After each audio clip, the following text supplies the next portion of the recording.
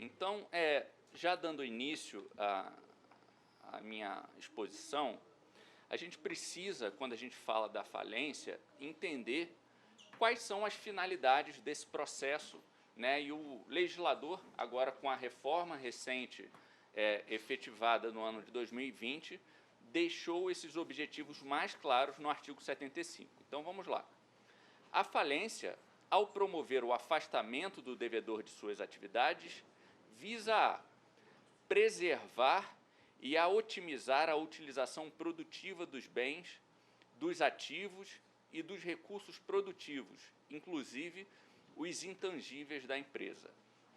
Há uma visão muito equivocada na justiça comum de que a preservação da empresa ela só é efetivada através do processo de recuperação judicial e que a falência inviabilizaria qualquer tipo de preservação. Eu tive a oportunidade de vivenciar isso na prática e comprovar que não é verdade. A falência também pode ser utilizada para preservar a empresa. Porque o que acontece?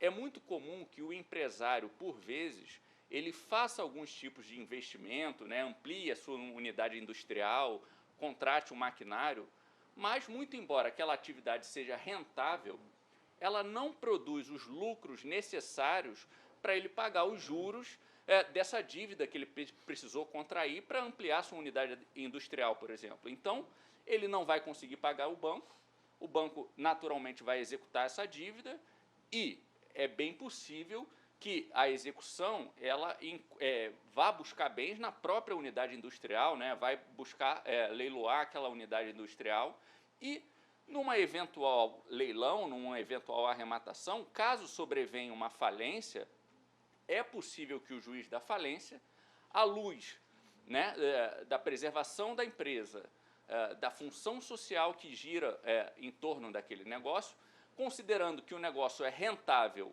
malgrado ele não seja suficiente para pagar as dívidas correntes do empresário, ele afasta aquele empresário, mantém esse negócio em funcionamento até o futuro leilão, quando então um empreendedor, né, algum concorrente da área vai adquirir ali aquela unidade industrial e vai dar continuidade à empresa. Então tivemos uma falência, o negócio continuou em marcha e a empresa foi preservada, muito embora ela não estivesse em recuperação judicial. Então essa é uma ideia que às vezes não é bem compreendida pelos juízes estaduais, que começam a utilizar de um processo de recuperação judicial para conceder assistências, benesses que não estão previstas em lei, mas porque eles acreditam que essa é a única forma de preservar a empresa.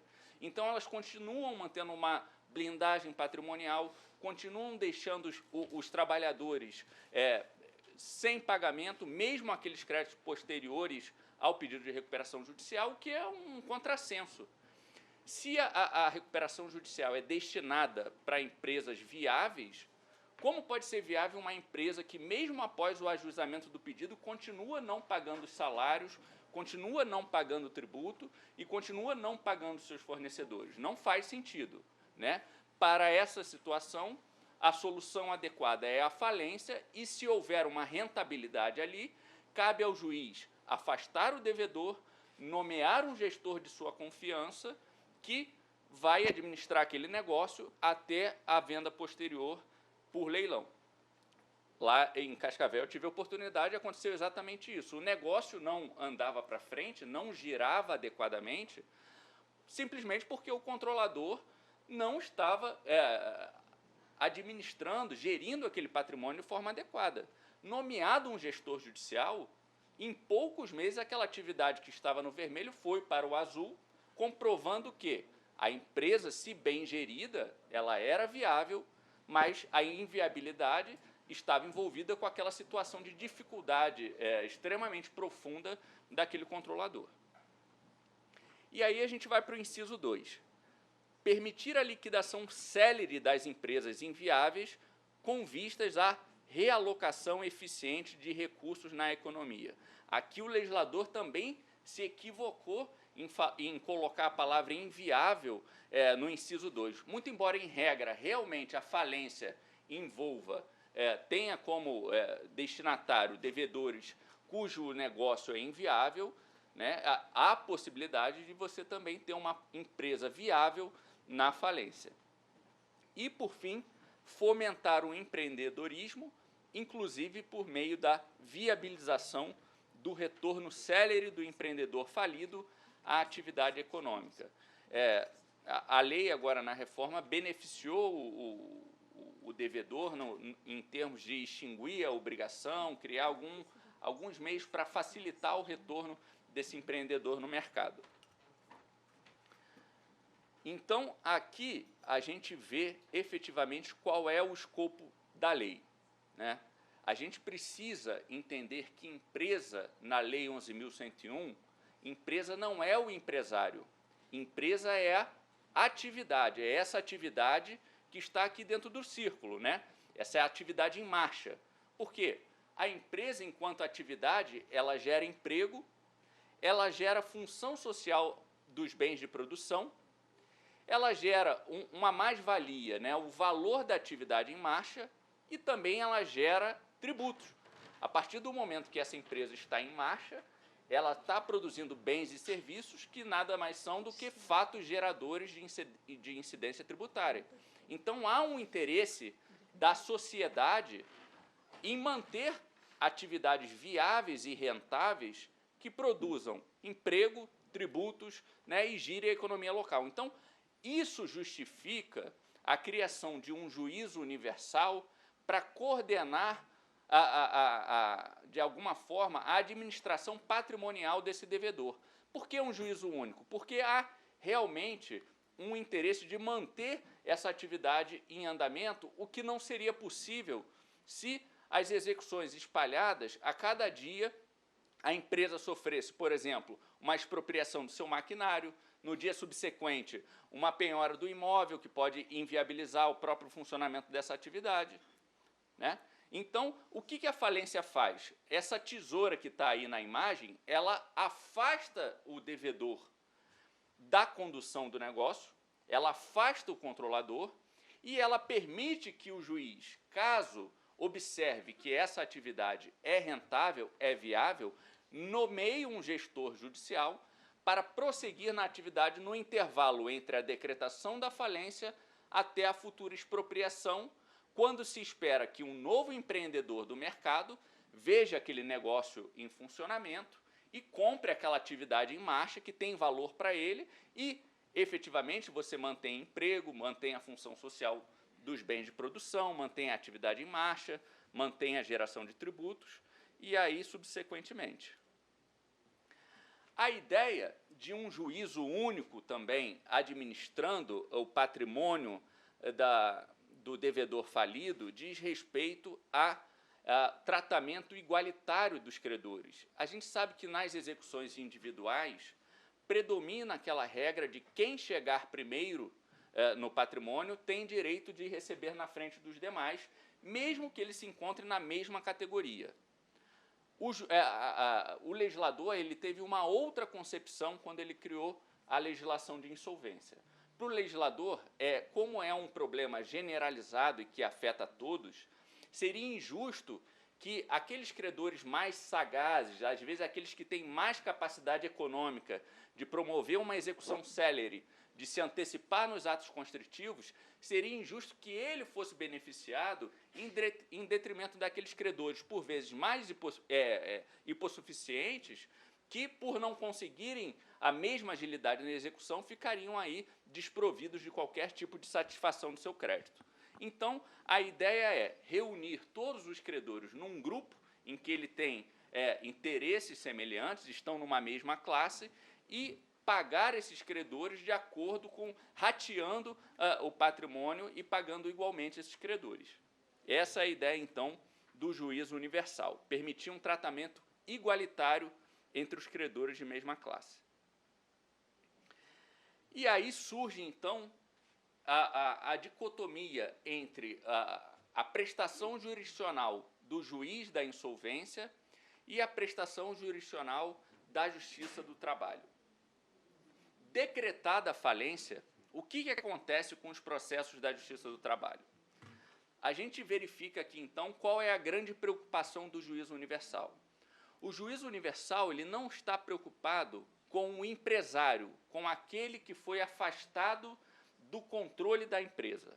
O juízo universal ele está preocupado com a empresa em si, enquanto atividade, ou quanto, caso aquela atividade seja inviável e seja lacrado o estabelecimento, ele está preocupado com aquele acervo patrimonial que mais à frente vai servir para pagar os credores submetidos à falência.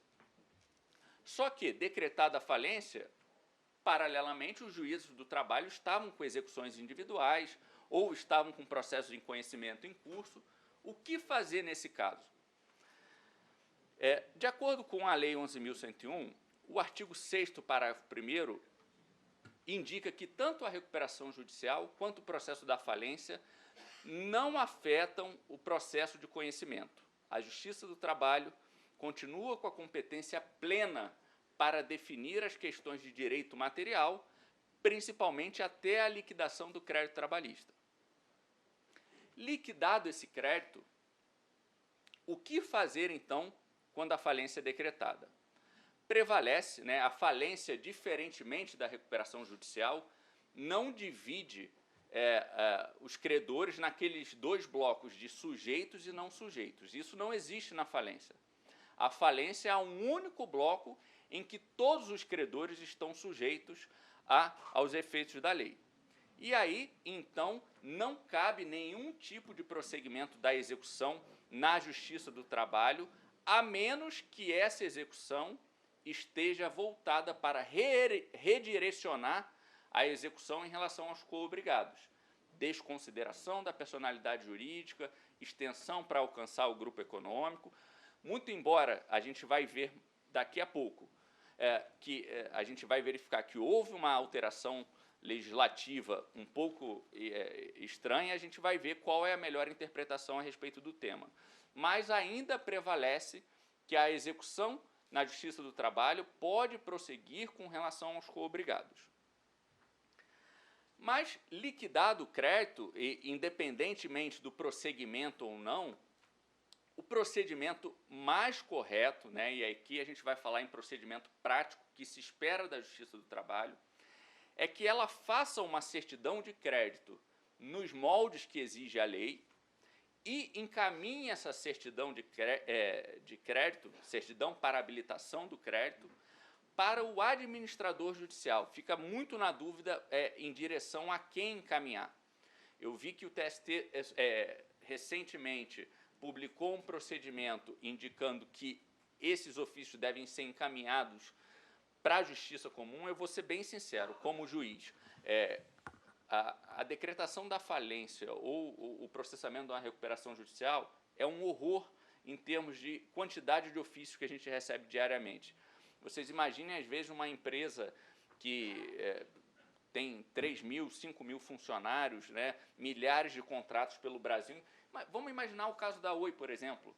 Imagine se todas as varas do trabalho, todas as varas cíveis comuns, as varas federais, mandassem ofício para a Secretaria do Juízo todos os dias para que seja habilitado o crédito. Enfim, inviável. Absolutamente inviável, ineficaz, o juiz não responde, é uma situação desagradável que a gente gostaria de responder a todos, mas pela impossibilidade prática realmente de não conseguir. Qual é o ator previsto na lei que está vocacionado a prestar esse serviço de atender à Justiça do Trabalho, atender ao juízo universal, atender aos juízes federais? É a figura do administrador judicial. E é por isso que eles são muito bem pagos na prática. O administrador judicial da Oi ganhou mais de 20 milhões de reais para atuar como perito do juízo num processo dessa magnitude. Alguém que recebe 20 milhões de reais, efetivamente, tem que prestar o devido serviço colaborativo junto à Justiça do Trabalho, junto à Justiça Comum, e é por isso que eles precisam ser bem pagos. A gente exige bastante deles e, obviamente, para eles darem conta da magnitude desse serviço, eles precisam ser bem remunerados. Então, hoje em dia, os administradores judiciais já não são mais um advogado, um contador, porque é inviável. São empresas especializadas.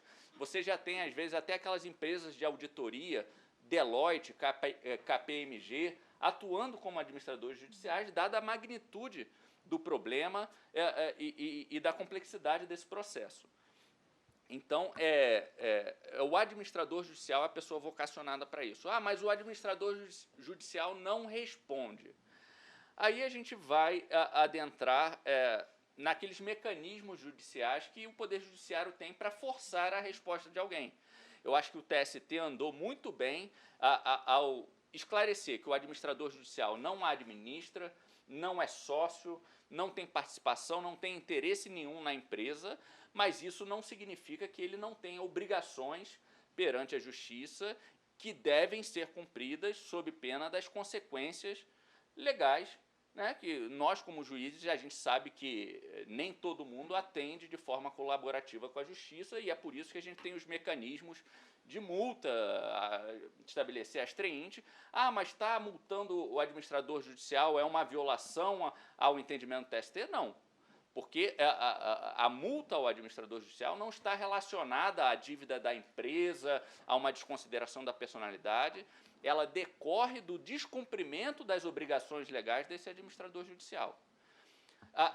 As atividades, as tarefas do administrador judicial estão bem claras, estão lá no artigo 22 da Lei 11.101. O artigo é extremamente claro ao dispor que ele tem a obrigação de responder a todos os ofícios da Justiça, seja ela qual for, em 15 dias. Então, se há essa obrigação legal muito clara e o administrador judicial não se presta a prestar algum tipo de auxílio e esclarecimento, eu acho que aí cabe aos juízes adotarem medidas mais enérgicas para forçar essa colaboração, né? Dialogar, obviamente, tentar conversar, buscar essa cooperação por meio do diálogo, sob pena de ter que se valer realmente dos meios de efetivação que a justiça está acostumada. E aí é justamente por isso que o encaminhamento dessas certidões ao administrador judicial, ela é a mais adequada, porque está prevalecendo o entendimento, com base no artigo 6º, parágrafo 2º da Lei 11.101, de que não é necessário que os credores trabalhistas criem um incidente processual para habilitar seus créditos. Por quê? O que a Justiça Comum chegou à conclusão? Olha, já houve um processo prévio perante a Justiça do Trabalho. Qual seria a lógica de eu exigir mais um processo para esse trabalhador aqui na Justiça Comum, penalizando ele para os mecanismos de efetivação de crédito? Não tem sentido. Então, o próprio administrador judicial, que é quem tem a atribuição de construir o quadro geral de credores, o que é o quadro geral? É a lista de todos os credores que estão habilitados a participar do patrimônio do devedor falido. Então, se o administrador judicial tem essa atribuição de atualizar essa lista, basta que ele, pegando aquela certidão para habilitação do crédito trabalhista, ele atualize o quadro geral de credores sem a necessidade de um incidente processual. E aí, o terceiro ponto é um ponto polêmico, do encaminhamento dos depósitos recursais. Isso aí é pacificado na Justiça Comum, o STJ tem várias decisões nesse sentido. A gente sabe que os juízes trabalhistas têm a preocupação de satisfazer aqueles trabalhadores credores que estão sob sua competência, mas isso, né, essa satisfação individual e pulverizada, elas podem correr contra os interesses dos próprios trabalhadores, né?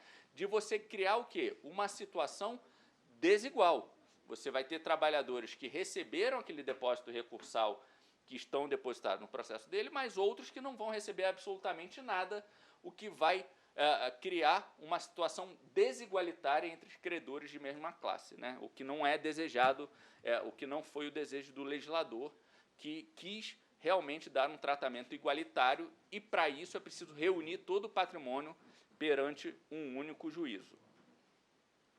E aqui, rapidinho, o procedimento da falência, eu realmente, como juiz, não consigo compreender como tem falências que demoram 10, 20, 30 anos. por isso que é importante a especialização e, às vezes, a gente sabe que numa vara do interior, o juiz com processos de crime, com infância e juventude, não tem aquelas segmentações e é muito difícil, realmente, administrar um processo de falência que é complexo.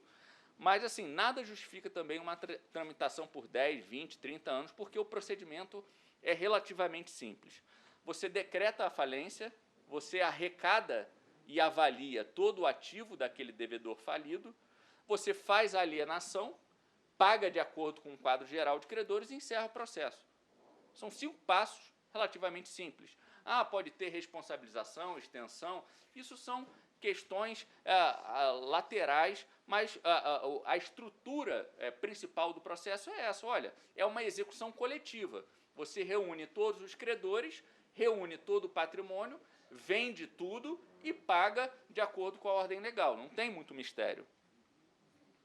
E aí a gente vai, então, para a polêmica reforma da Lei 11.101.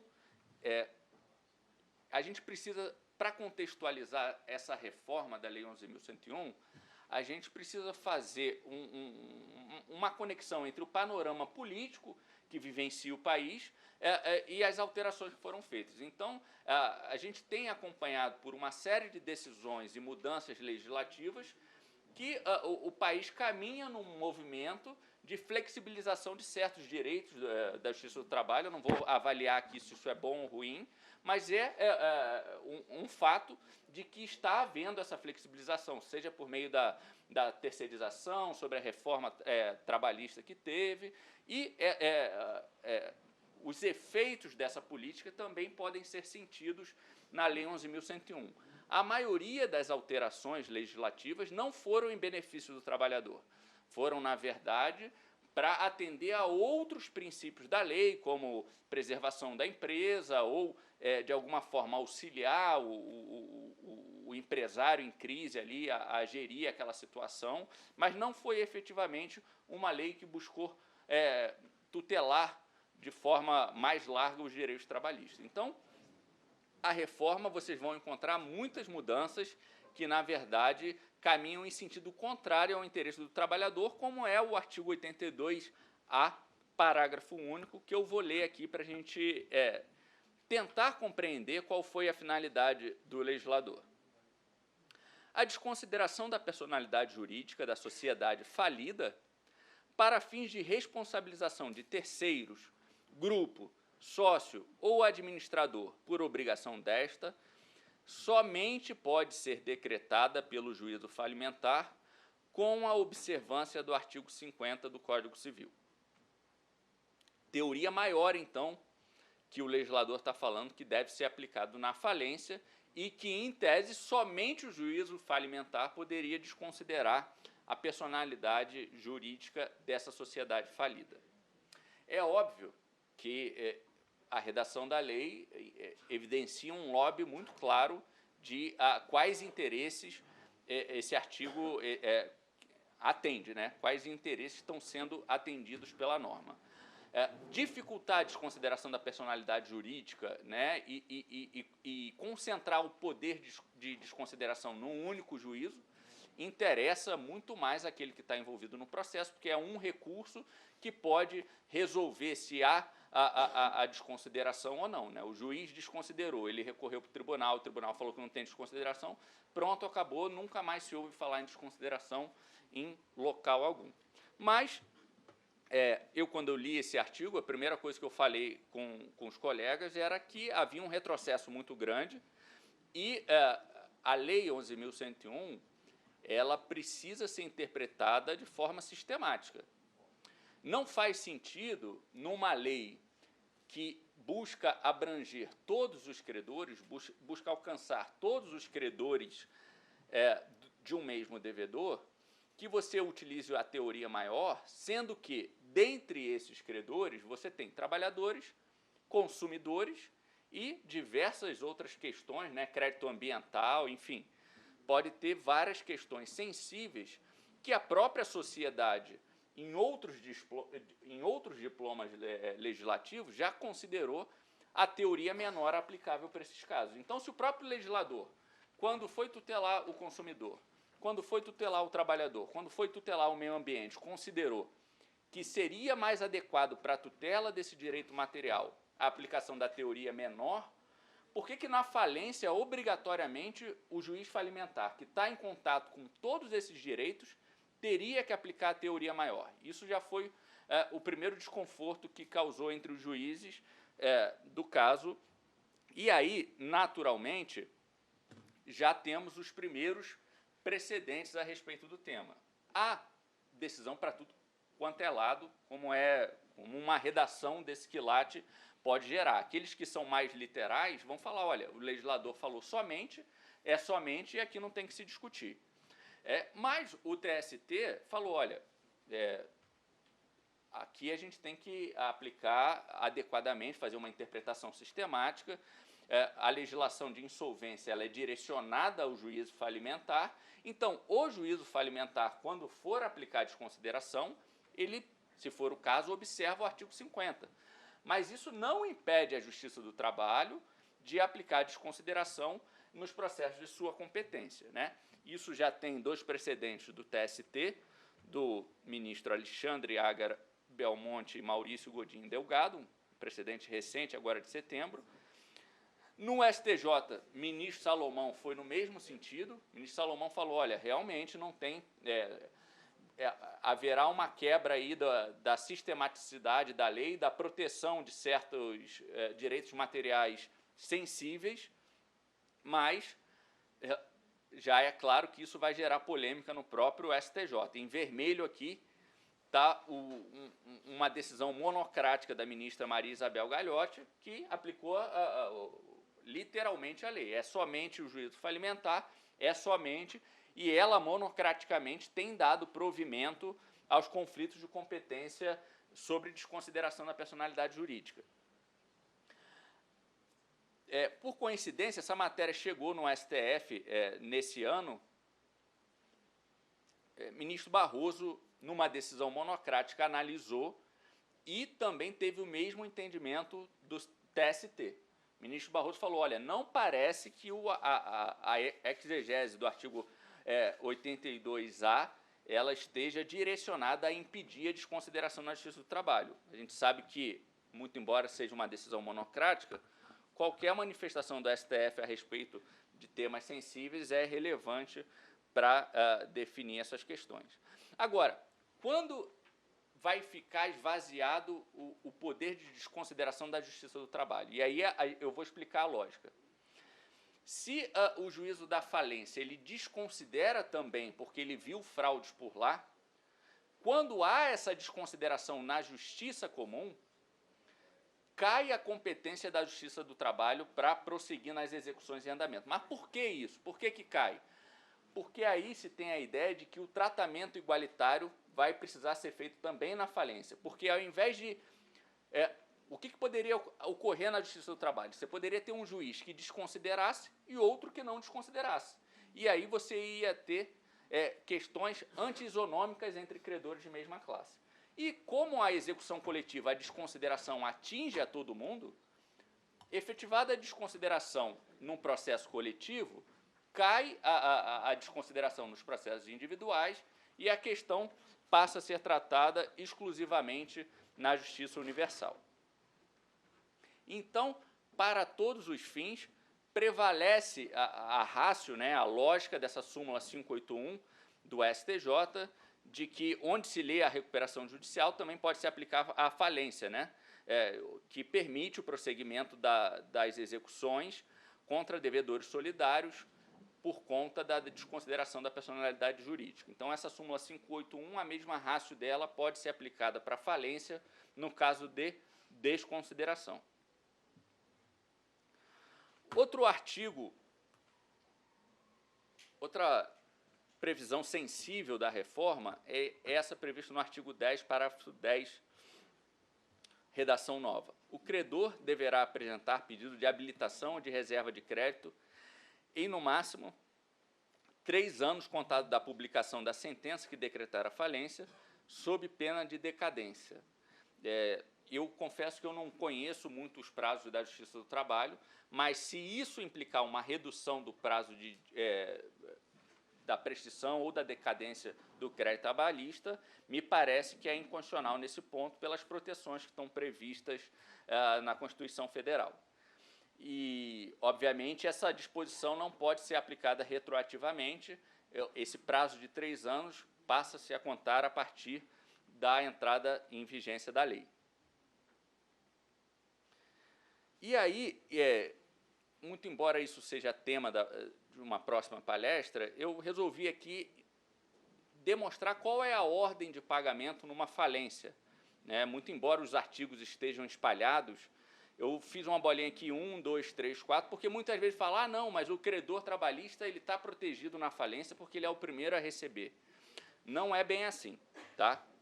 Então, a lei de falência, ela estabelece que primeiro devem ser compensados eventuais créditos, a primeira forma de satisfação do credor é através da compensação. Em segundo lugar, as quantias referidas no artigo 150 e 151 desta lei, que são os salários dos últimos 3 meses, no limite até 5 salários mínimos por trabalhador, 3 meses antes da falência.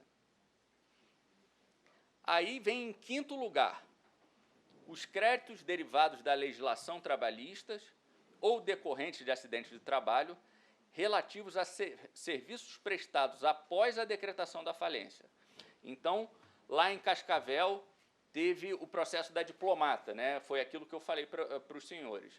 Foi decretada a falência, eu verifiquei que o negócio era rentável, os empregados continuaram prestando serviço, eram mais de 1.000 empregados, então você teve uma falência que conseguiu preservar os empregos ali naquele caso, e se eventualmente esses trabalhadores ficassem sem pagar, sem receber, mesmo prestando serviço para uma empresa falida, eles teriam essa prioridade. Qual foi o pensamento do legislador? Olha, eu preciso beneficiar aqueles parceiros, aqueles colaboradores que acreditaram na empresa mesmo após a falência.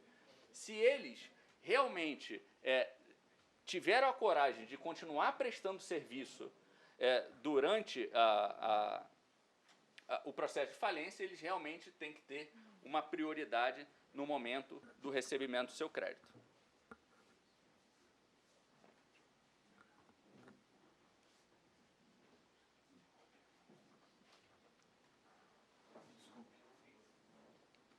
Que isso? Perdão. Não, de maneira alguma. Interrompi aqui para o senhor acompanhar bem. Aí, em sexto lugar, então, a gente viu que o legislador buscou privilegiar aqueles trabalhadores que, mesmo durante a falência, tiveram a coragem de estar ali prestando serviço para uma empresa falida, mesmo sabendo de todos os riscos envolvidos. E aí, em sexto lugar, vai sobrevir aquelas obrigações que são resultantes de atos jurídicos válidos praticados durante a recuperação judicial nos termos do artigo 67. Então, o que a gente teve até agora? A gente teve, em segundo lugar, aquelas quantias até 5 salários mínimos por trabalhador, por salários não pagos até 3 meses antes da falência. A gente teve aquele privilégio de pagar aqueles trabalhadores que prestaram serviço após a decretação da falência, e agora o legislador quer beneficiar aqueles créditos, aqueles trabalhadores que continuaram prestando serviço depois da recuperação judicial. Veja que a falência ainda não foi decretada. Houve só o pedido de recuperação judicial, já cria uma situação de insegurança para os trabalhadores que estão nessa empresa. Então, se eles estão prestando serviço numa situação de insegurança, o legislador também entendeu por bem bonificar esses trabalhadores que continuaram trabalhando durante a recuperação judicial. Então, você já viu que o crédito trabalhista está dividido em 3 classes na falência, né? São nesses 3 artigos. E vão ter mais 2 classes. E aí, na situação ordinária, aqui em 10º lugar, muito embora seja o primeiro inciso do artigo 83, no quadro geral da lei, ele está recebendo em 10º lugar os créditos trabalhistas de até 150 salários mínimos e aqueles de acidente de trabalho que não se limitam a 150 salários mínimos.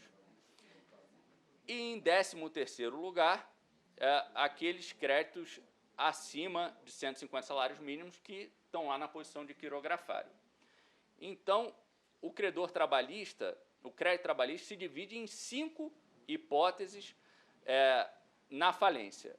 A primeira hipótese é aquela dos créditos anteriores, imediatamente anteriores à quebra, porque se entende que é preciso ali garantir o alimento desses trabalhadores.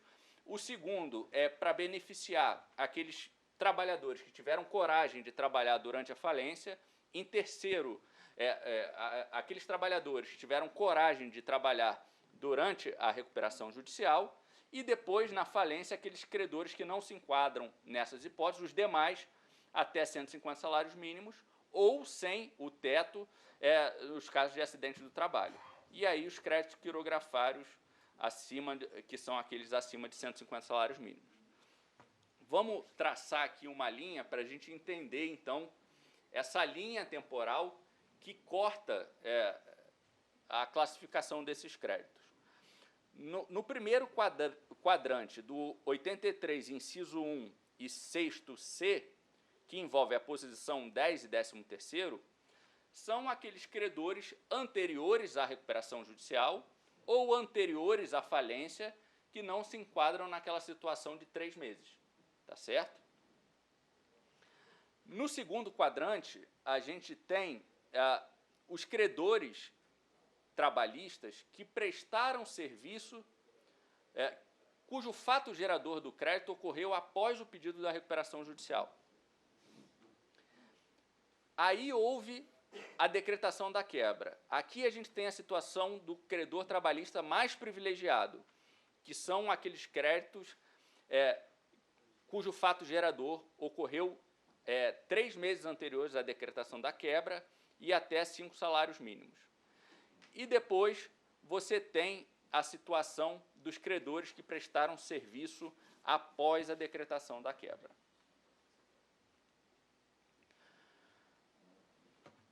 Como fazer, então, uma certidão trabalhista, né, se a intenção é tutelar adequadamente o crédito da Justiça do Trabalho e facilitar também tanto o trabalho do administrador judicial quanto o trabalho do juiz destinatário.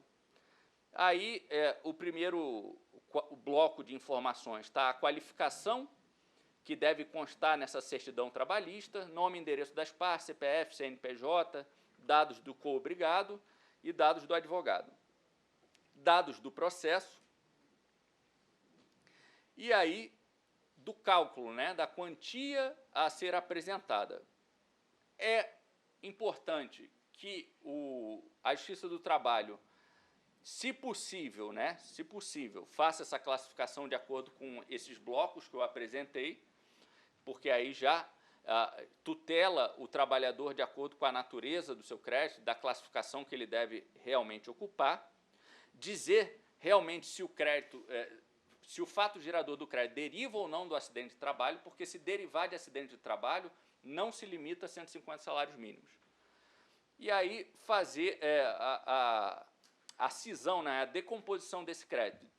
Indicar a quantia principal, a quantia de FGTS, a quantia de honorários, quantia de multa, quantia fiscal, quantia de custas, porque a depender da natureza do crédito, isso vai ser classificado em outros grupos. Se atentar sempre para a questão da atualização do crédito, que se interrompe até a data do pedido da recuperação judicial ou até a data da decretação da falência. Decretada a falência, não corre mais juros desses créditos. E, por fim, a cópia do título judicial. Bom, eram essas as considerações, doutora Ana. Eu estou aqui à disposição, se tiver alguma questão, alguma pergunta, fico à disposição. Muito obrigado.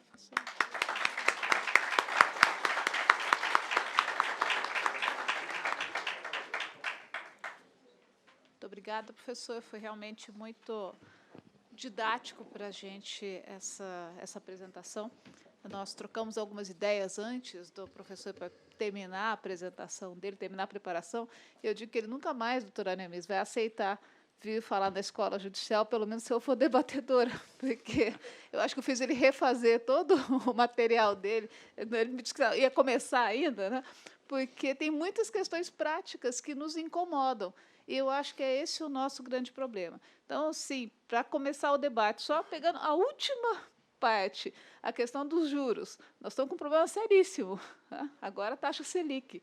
Qual que é a natureza jurídica que o juiz, da execução lá na falência vai entender em relação à Selic? Ela é juro, ela é correção monetária. Nós estamos com um problema imenso só para começar a nossa ponta do iceberg. Eu acredito que a justiça comum tem considerado que a Selic ela engloba tanto os juros quanto a atualização. Eu acho que ela não cumula com o índice. Não. É que o único índice que nós vamos utilizar é a Selic, essa que é a questão. Aí a como é gente que nós vai vamos ter separar um problema, realmente. Eu acho que vai ter que incidir a Selic até a data da decretação da falência ou a data do pedido da recuperação judicial. Aí vai interromper necessariamente. Então, nós vamos ficar sem juros e correção monetária, em resumo. A partir desses pedidos, sim. Esse é um a partir desses marcos temporais, sim. Um marco temporal para fim de atualização é sempre o pedido da recuperação judicial e a decretação da falência. A partir daí, o contador da Justiça do Trabalho tem que interromper, salvo melhor juízo, tem que interromper. Normalmente a gente encaminhava já com os juros calculados em separado, justamente por conta disso. Mas agora esse problema nosso é novo, por conta de decisão do Supremo, né, em relação à nossa taxa de correção, que virou só Selic, a partir do ajuizamento da ação. Entendi. Então, nós não temos como decompor esse índice. Né?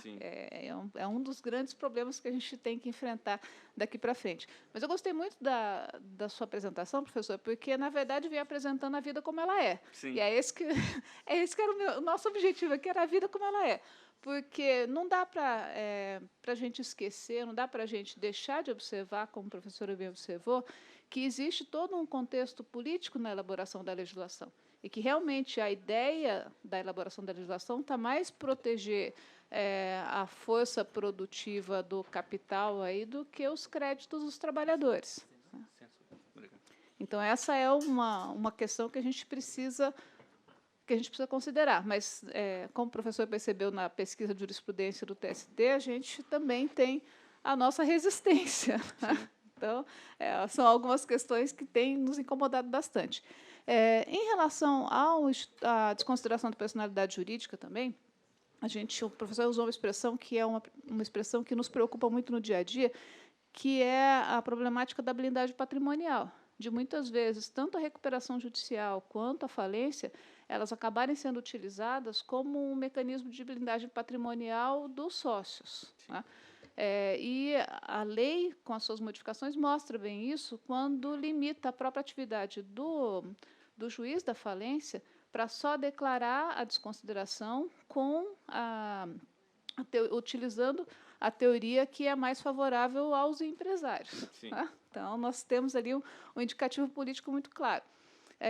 A lei é recente, é relativamente recente. Nós já temos, porque as demandas demoram muito para serem resolvidas no juízo de falência, né, por conta do volume, muito provavelmente, das falências serem muito grandes, nós temos muitas vezes situações em que já havia uma decretação de desconsideração de personalidade jurídica no processo trabalhista anterior à mudança da lei, que já havia um avanço muito grande sobre o patrimônio dos sócios, nesse caso, com toda a resistência que eles demonstravam, ainda assim havia um avanço grande de bens que já tinham sido bloqueados, de bens que já tinham sido penhorados. Eu conversava de manhã com uma colega que tem um problema muito parecido com o meu aqui, que há uma situação dessa, em que já havia sido decretada a desconsideração, já havia sido decretada a fraude na transferência de um imóvel, uma fraude à execução. Né?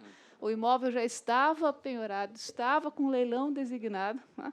E veio a mudança da lei e o juiz da falência me mandou desconsiderar tudo, tá? Que ele ia cuidar de tudo isso. Mas ele não decretou a fraude, como já havia sido decretada. Né? Essa decisão pode retroagir ao passado nesse ponto?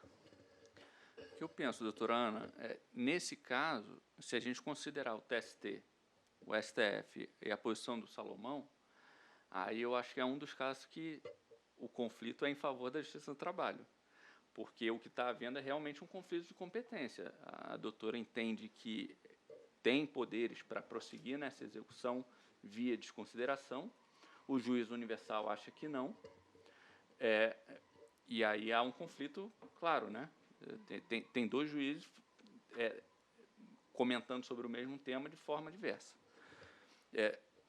Não adianta sair no tapa, vou prosseguir, vai ter que realmente suscitar conflito de competência.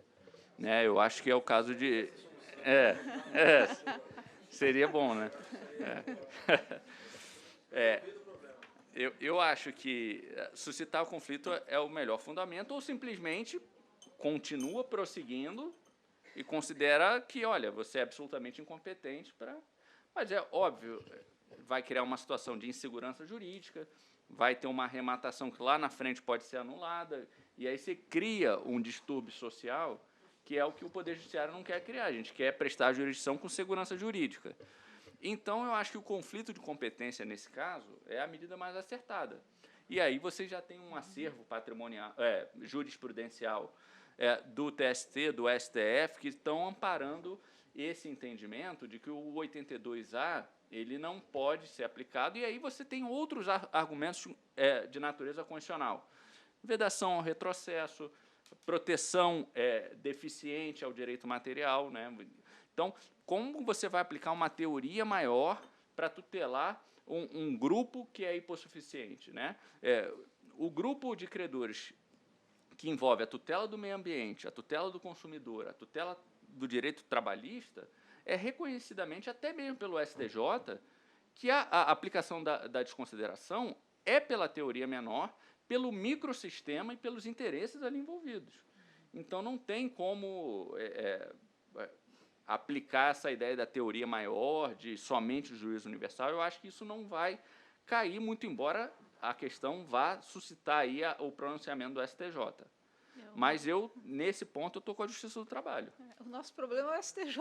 Né? O STJ, nós comentávamos... O senhor tem alguma ideia de como é que o STJ tenderia a julgar? Quer dizer, porque até agora só julgou contra a Justiça do Trabalho. Quer dizer, mas nesse aspecto, dada a circunstância de que, para efeito da aplicação do artigo 6º-C, nós, na especializada, temos entendido que sócio não é terceiro. Sim. Sócio é parte da empresa. Quer dizer, para nós, isso, graças a Deus, já é uma jurisprudência firme na especializada, sócio não entra nisso, porque a gente aplica o artigo 2º. Empresa, empregador é empresa, tal, quer dizer, ok. Então, por isso que a gente aplica a teoria do subjetiva, que eu prefiro chamar assim, que é, perdão, a teoria objetiva da responsabilidade do sócio. Sim.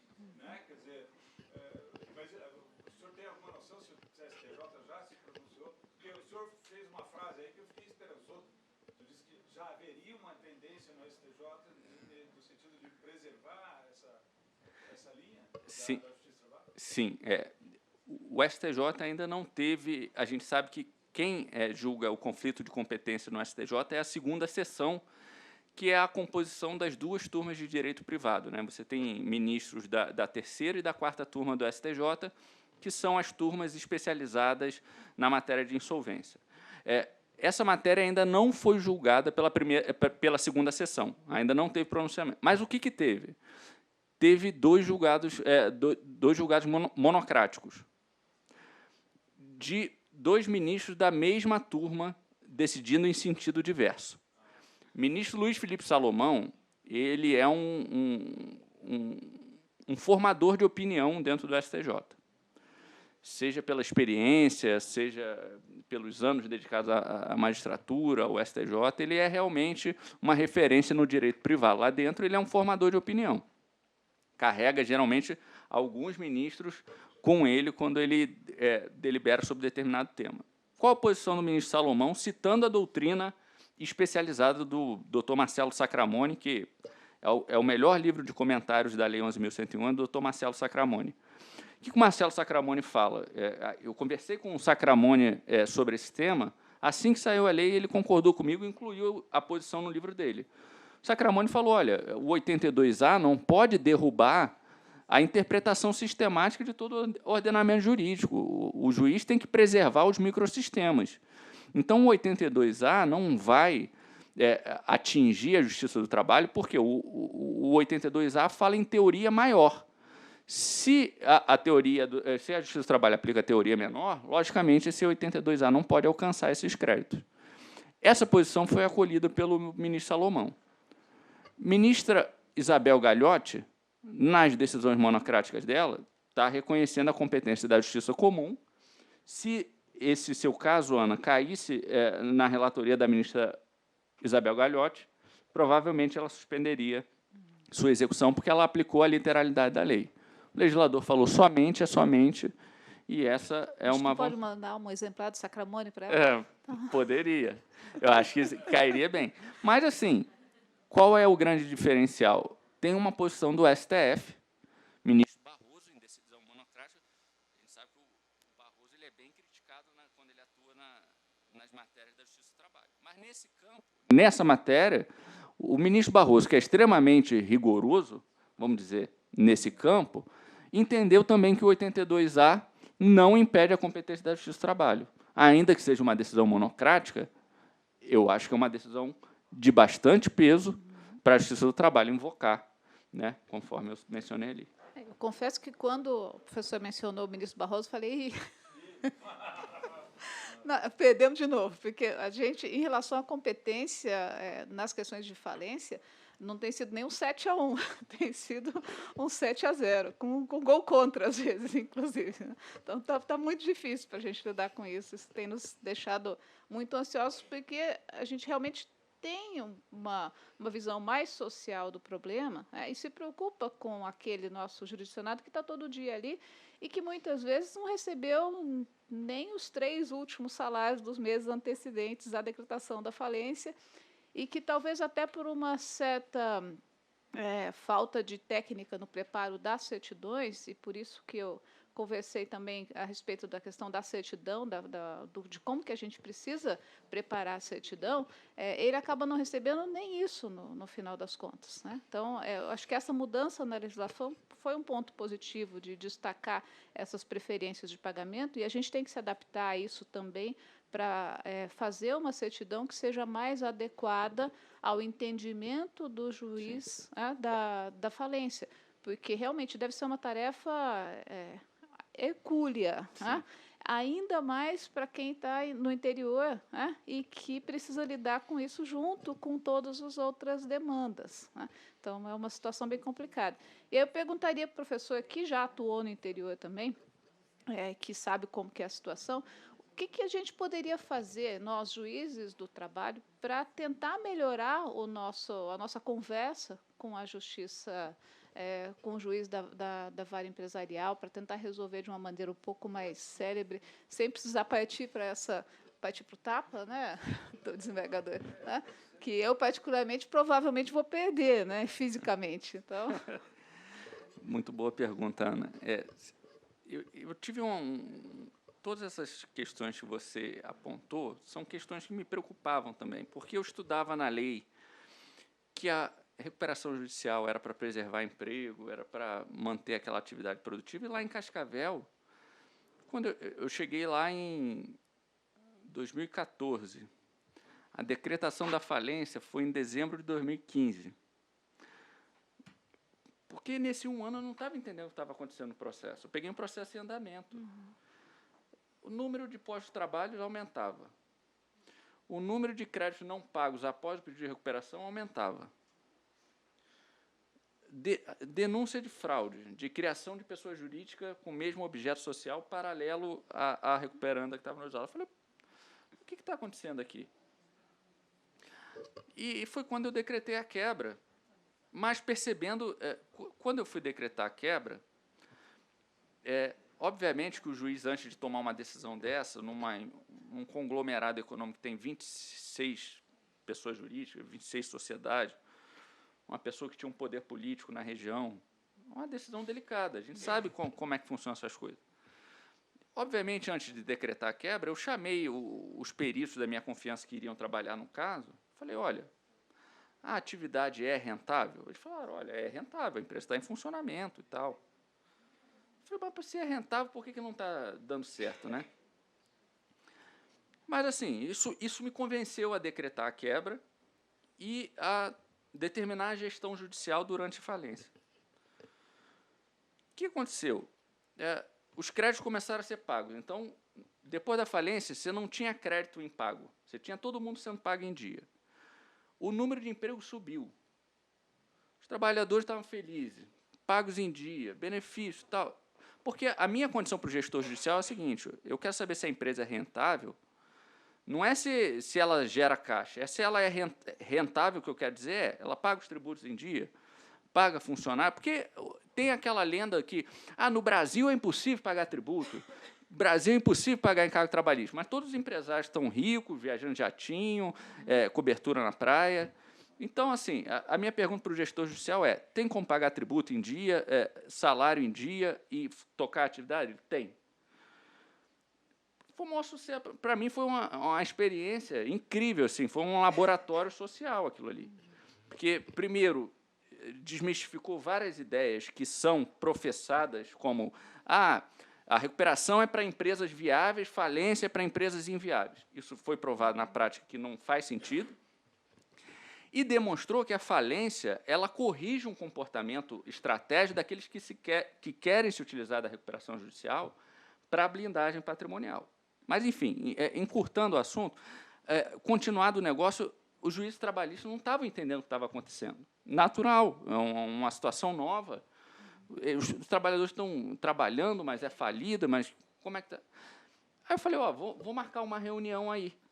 Fui lá na Justiça do Trabalho, conversei, expliquei a situação, conversei com os colegas lá, me receberam muito bem. Falei, a intenção aqui é trabalhar em conjunto. Expliquei qual era a delimitação de competência, porque a gente da Justiça Comum está cotidianamente lidando com o STJ, a gente sabe, tem mais afinidade com as competências. Falei, as competências são essas. Mas isso não quer dizer que eu não vou tutelar o crédito trabalhista. Vocês fiquem tranquilos que eu vou aplicar a desconsideração pela teoria menor, porque, assim, é uma hipótese que eu, como juiz universal, eu preciso aplicar a universalidade do direito também, observando cada microsistema. Não é porque eu estou no sistema da Lei 11.101 que eu derrubo todas as outras sistemáticas, porque a 11.101 também está abaixo da Constituição Federal.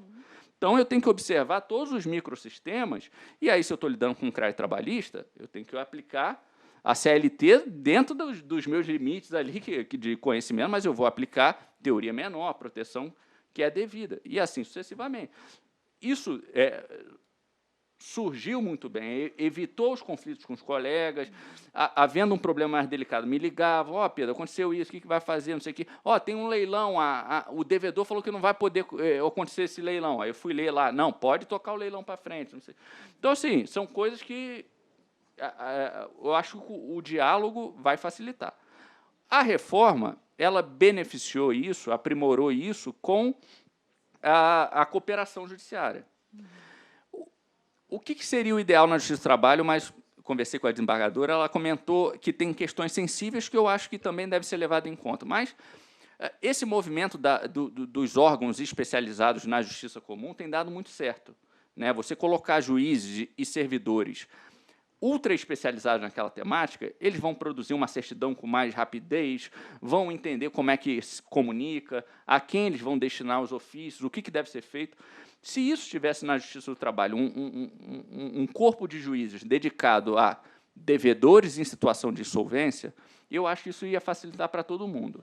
Os juízes individuais iriam se desonerar, os cartórios também, né, enviavam, no máximo, uma certidão nos moldes, para a COCAP, não sei se foi o caso, e aí a COCAP ela tem condição de fazer esses acordos de cooperação, porque essa cooperação jurisdicional nada mais é do que nós dois estarmos sentados numa sala e falar, vamos fazer uma ata aqui do fluxo de trabalho.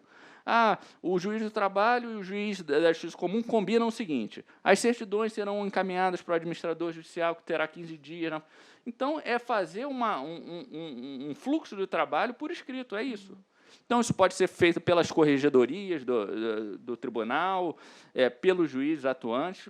A cooperação ficou informalizada pela lei, porque o legislador falou o seguinte, olha, os juízes vão saber se entender na hora de fazer essa cooperação. Então, se for o caso, o tribunal analisa ali se tem alguma ilegalidade. Mas O professor pensa que seria possível um termo de cooperação entre os próprios, vamos imaginar, se fosse Cascavel, pegando o caso, Sim. né? Formalizar um termo de cooperação entre o juiz da vara empresarial e os juízes, né, das varas do trabalho de Cascavel. Perfeito. Uhum. Eu acho que foi o segundo curso que eu ministrei aqui na escola. Quando eu fui ministrar, eu avancei um pouco nesse tema da cooperação e joguei lá no Google. Falei, olha, termo de cooperação em juiz universal e vara do trabalho. E encontrei alguns casos. Uhum. Então, já há realmente esse termo de cooperação, já foi praticado. O interessante é conversar com esses colegas que participaram e fizeram esse termo e descobrir qual foi a experiência, se deu certo, se não deu. Mas eu acho que a Justiça do Trabalho tem que trazer para si os administradores judiciais que atuam nesse processo. Explicar para eles que eles têm que colaborar. Entendeu? Primeiro, dialogar, telefonar. Qual é o caso qual é o grande caso aí de devedor em crise que tem mais de 1.000 execuções? Olha, conversar com o administrador judicial, explicar que vocês sabem como funciona a dinâmica da lei e que ele está obrigado a atualizar o quadro que vai remeter para eles as certidões. Né? Então, e que ele será multado individualmente. Exatamente. Né? A gente pode fazer uma peora no rosto dos autos para cobrar essa multa depois? Exatamente. Alguma pergunta lá atrás, por favor? Só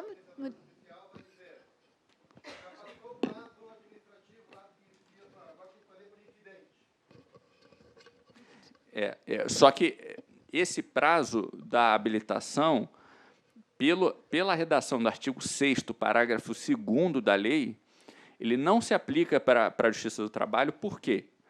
Porque, como o legislador ele sabe que, às vezes, o crédito na Justiça do Trabalho precisa ser liquidado pela Justiça do Trabalho, pela Justiça Especializada, não tem como você exigir um prazo de habilitação para quem está com um processo de conhecimento em andamento na Justiça Especializada. Você vai falar, você não observou o prazo? Ele nem poderia observar porque o crédito estava sendo liquidado. Então, essa é a interpretação do artigo 6º, parágrafo 2º.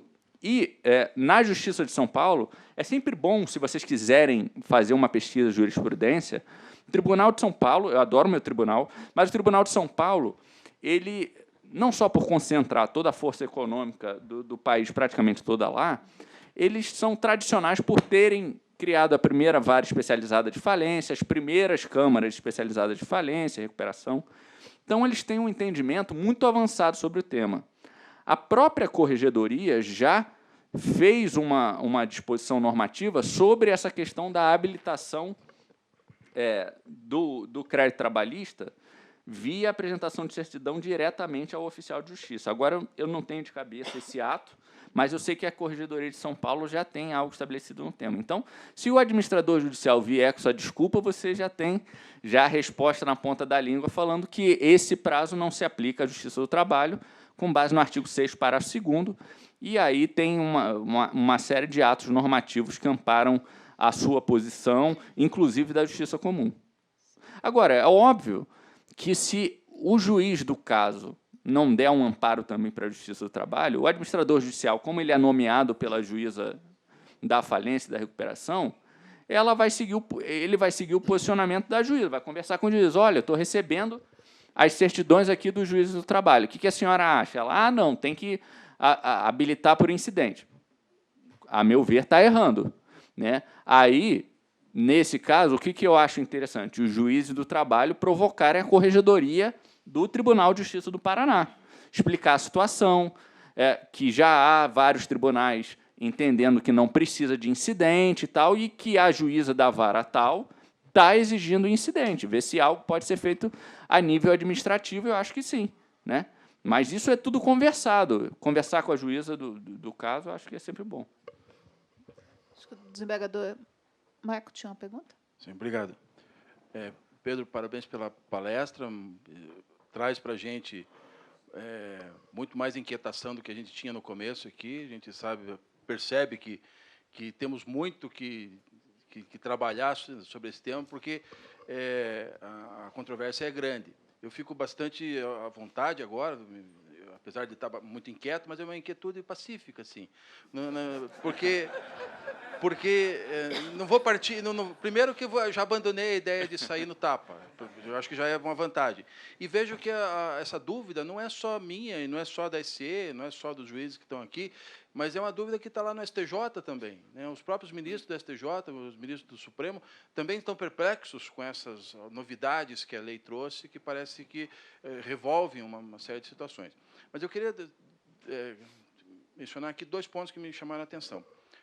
Primeiro, quando você colocou na tela ali a súmula 581 né, do STJ, eu percebi que ela permite o redirecionamento para corresponsável no caso de obrigação cambial, né, ou com garantia fidejussória, etc. Então, me parece que isso é meio pacífico quando há título com relação ao corresponsável. Então, o título seja o título judicial, ou seja, já existe uma condenação do falido e do corresponsável, o corresponsável não é falido, então prossegue com relação ao corresponsável. Ou o título mesmo já prevê mais de um responsável, e um deles sendo falido, prossegue contra aquele que não é falido.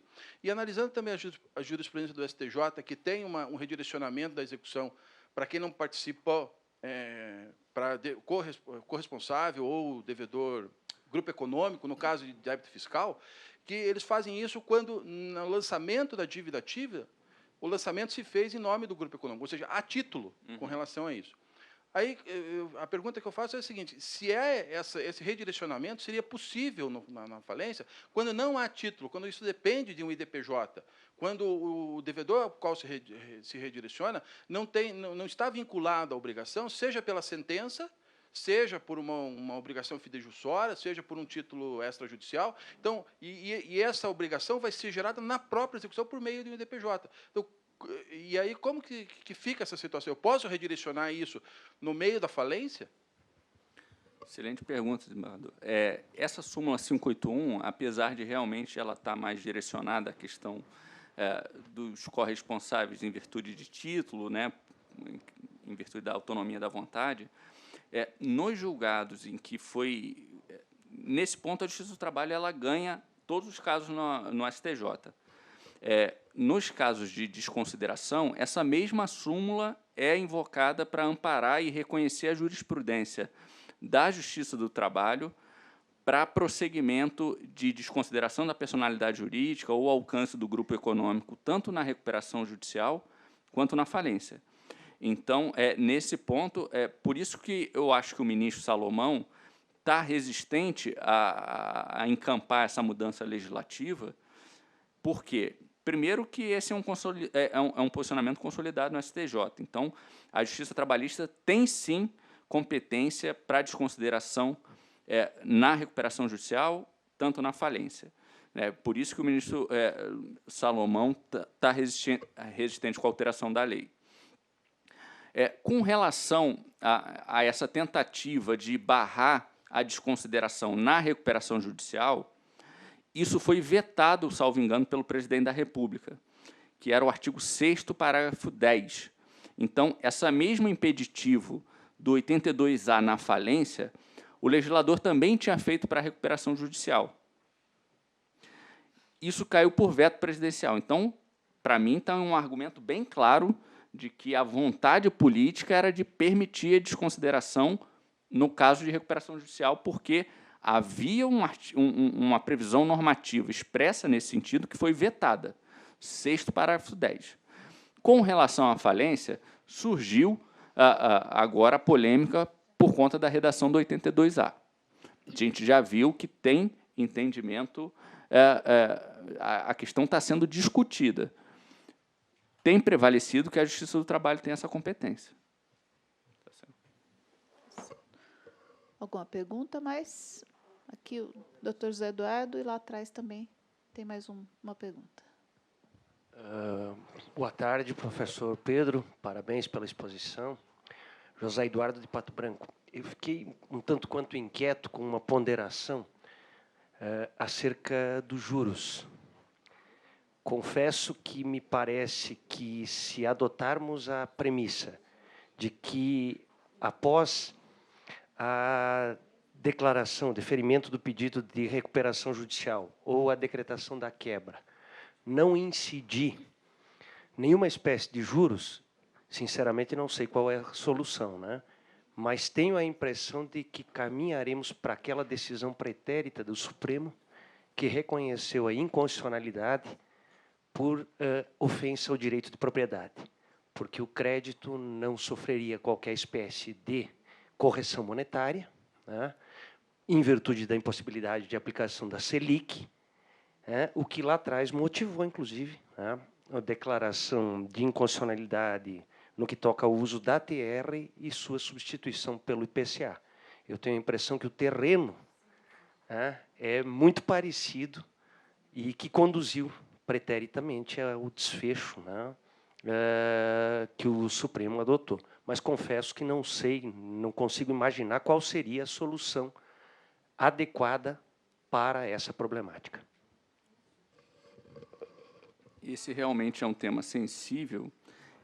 Talvez a Justiça do Trabalho precise desenvolver um índice só de atualização para casos de falência e recuperação. Olha, se não incide juros e se a Selic ela incorpora tanto juros quanto a atualização, ela não pode ser aplicada. Então, a gente precisa criar um outro índice exclusivo de atualização nos casos de insolvência. Qual vai ser, eu não sei. Agora, por que acontece? Se aplica a Selic, isso aí é pacífico. O STJ entende que não há coisa julgada. Se vocês embutem os juros na certidão, chega lá, a gente vai falar, olha, está errado isso aqui, vai decotar, e aí a última palavra será nossa. Então, para ficar adequado, eu acho que a melhor resposta sempre é a que venha da Justiça do Trabalho, a última resposta sobre a questão. Mas por quê? Porque se incluir um índice que tenha juros ali, vai chegar na Justiça Comum e vai decotar, talvez até de forma pior para o trabalhador do que teria sido feito se tivesse sido feito aqui. Mas com relação... Aí é que está. Você tem hoje planos de recuperação judicial com previsão de pagamento de 20 anos, aplicando TR de atualização. Os credores questionaram isso na Justiça. Falaram, mas espera aí, TR é nada. TR está zero, não sei, vários anos. O STJ já falou que pode. Nesse caso de plano de recuperação judicial, vale tudo. O judiciário não tem que intervir. Então, aplica TR e um parcelamento de 20 anos. Assim, é um calote institucionalizado, mas o STJ fala o seguinte, olha, quem aprovou foram os próprios credores, né? Autonomia da vontade, mas... O problema é que a Selic não é uma opção nossa de aplicação. Nós estamos fazendo a aplicação por força de decisão do Supremo. Então, é a DC 58. Então, não é uma opção. Eu acho que vai ter que fazer um distinguish aí. Eu falar, olha, muito embora tenha a decisão do Supremo, nesse caso tem vedação legal de aplicar juros no caso. Então, nesse ponto aqui, a decisão suprema é inaplicável. Então, a ideia de um distingo é uma ideia excelente, professor. Nada como a gente falar em voz alta para a gente pensar na solução.